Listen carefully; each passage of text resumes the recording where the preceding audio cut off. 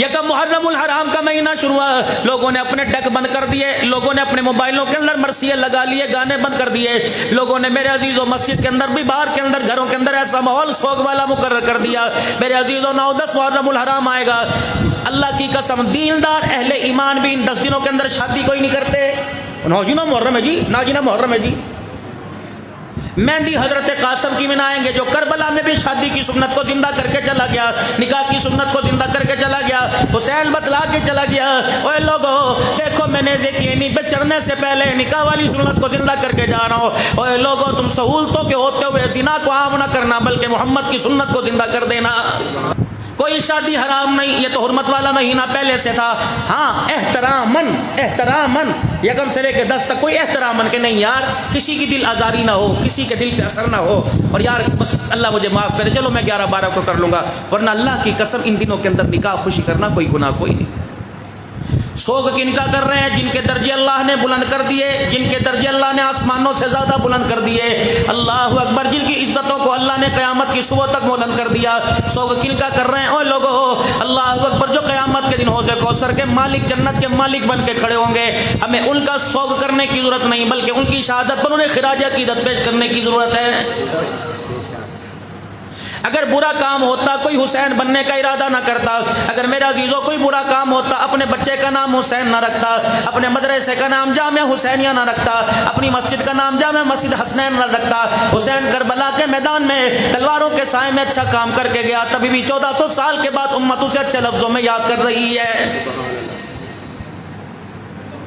میں تو عرض کروں گا میری مائیں میری بیٹیاں بیٹھی ہیں، اللہ پاک نے جن کو اولاد دینی ہے، جو اولاد کی امید سے 7ویں 8ویں 9ویں مہینے کے اندر ہیں، یہ ایسے افراد بیٹھے ہیں جن کے گھر کے اندر خوشی ہونے والی ہے۔ یکم محرم الحرام، اللہ اکبر، نیت کر لو اللہ مجھے بیٹا دے گا میں اس کا نام عمر رکھوں گا، اللہ مجھے بیٹا دے گا میں اس کا نام حسن رکھوں گا، اللہ مجھے بیٹا دے گا میں اس کا نام حسین رکھوں گا، بیٹی ملے گی میں اس کا نام سکینہ رکھوں گا، بیٹی عطا فرما دے میں اس کا نام فاطمہ رکھوں گا، خدا مجھے بیٹی دے دے میں عائشہ زینب رکھوں گا، خدیجہ الکبریٰ رکھوں گا، بیٹا دے دے میں اس کا نام معاویہ رکھوں گا، بیٹا اللہ مجھے دے دے میں ابو بکر عمر عثمان رکھوں گا، علی رکھوں گا۔ رب کعبہ کی قسم مجھے نہیں پتا ان کے معنی کیا ہے، ان کا مطلب کیا ہے، ان کے ناموں کا مفہوم کیا ہے، لیکن ذمہ داری سے کہتا ہوں ان میں کچھ ہستیاں ایسی ہیں جن ہستیوں کے اوپر خدا کی قسم 1400 سال پہلے اللہ کا سلام آیا ہے۔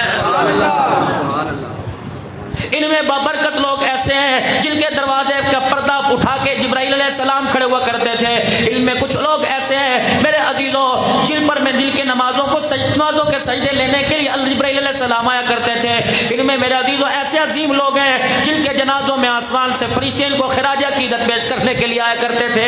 اللہ اکبر، یہ بابرکت نام ہے، ان ناموں کو کئی مرتبہ خدا نے لیا، ان ناموں کو کئی مرتبہ جبرائیل علیہ السلام نے لیا، ان ناموں کو کئی مرتبہ محمد الرسول اللہ نے اپنی نبوت والی زبان سے لیا ہے۔ برکت والے نام ہیں، اپنے بچوں کے نام صحابہ یاد پہ رکھو۔ کون؟ عمر رضی اللہ تعالیٰ عنہ۔ اللہ اکبر، شیطان کی ایک دن ملاقات ہو گئی، شیطان مل گیا۔ عمر ہے نا، کہا آج تجھے ایک راز کی بات بتلاؤں۔ کیا راز کی بات بتلاتا ہے؟ کہ میرے سے ایک راز کی بات پوچھ لے۔ کیا؟ کہ عمر جب تک تو نے کلمہ نہیں پڑھا تھا بازاروں میں آزادی سے جایا کرتا تھا، گلی میں آزادی سے جایا کرتا تھا، لوگوں کے گھروں میں گھس جایا کرتا تھا، اور عمر تو نے نہیں کلمہ نہیں پڑھا، میں زمین میں جہاں چاہتا چلا جاتا، جس دن اس سے عمر تو نے کلمہ پڑھا پہلے میں گلیوں کے اندر جھانک کے دیکھتا ہوں، اگر عمر تیرے پہ نظر پڑ جائے تو میں ورثہ چھوڑ کے بھاگ جاتا ہوں۔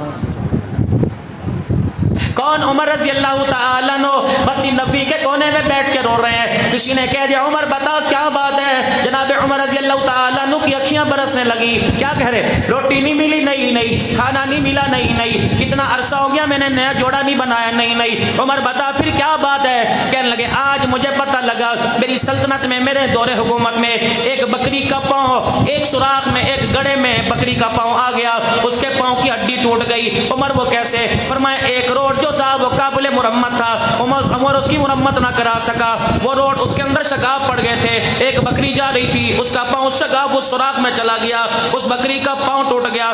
ڈر رہا ہوں اللہ مجھے معاف کر دے، اگر مجھے معافی نہ ملی خدا کی قسم قیامت کے دن عمر کو ساری نیکیاں دینے کے بعد بھی چھٹکارا نہیں ملے گا۔ نعرہ تکبیر، شان رسالت، شان صحابہ، شان اہل بیت، گلی گلی نگر نگر، ہماری نسلوں نے بھی نہیں سوچا ہوگا جتنا ہماری حکومت کے عہدوں پر بیٹھنے والوں کے پاس پیسہ ہے، اربوں روپے۔ بیٹا کہیں، باپ کہیں، بیٹے کے پاس کیا ہے، ہمارے پاس کبھی آپ نے سوچا؟ حضرت عمر رضی اللہ تعالیٰ عنہ کا بیٹا پاس کھڑا ہوا ہے، پوتا، پوترا جانتے ہیں، بیٹے کا بیٹا، جن کو تم گودی میں بٹھاتے ہو، جن کی گالوں پہ پیار کرتے ہو، جن کو کندھے پہ بٹھاتے ہو، جن کو موٹر سائیکل کے آگے لے کے بیٹھتے ہو، کہتے پتہ میرا پوترا ہے جی، دعا کرو جی اللہ نے نیک بناوے۔